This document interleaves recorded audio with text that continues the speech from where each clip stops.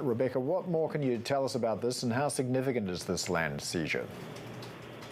Well, ultimately, it looks like Evergrande itself is publicly confirming something that the FT had previously reported.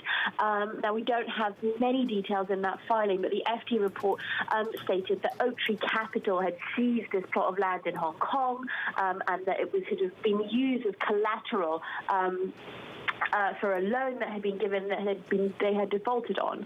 Now, the sort of broader significance of this in the sort of $20 billion worth of debt that Evergrande needs to restructure is probably quite minimal. But the risk, I think, is that this type of thing continues to happen.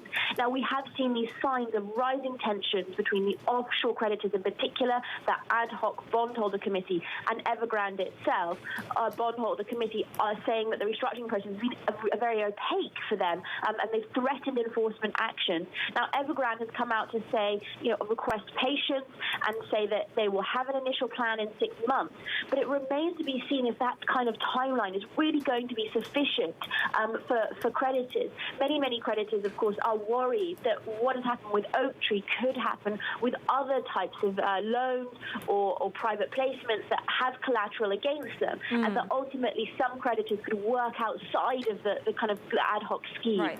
At a time, of course, when we continue to see news across the property sector, Fantasia now saying that they will be disposing of Ningbo company for 200 million yuan. What are you expecting for the month of February in terms of perhaps consolidation, not to mention bond repayments as well? Yes, I think that's absolutely key. Now, I think February, as you say, Fantasia is sort of just kicking it off here, but the sort of the raising of cash and asset disposal is going to be a key theme, I think, when we look at February. We've seen that type of behavior picking up, and so I think we can expect to see a little bit more of that, particularly after Chinese New Year. We know approaching the holidays, things do kind of tend to slow down.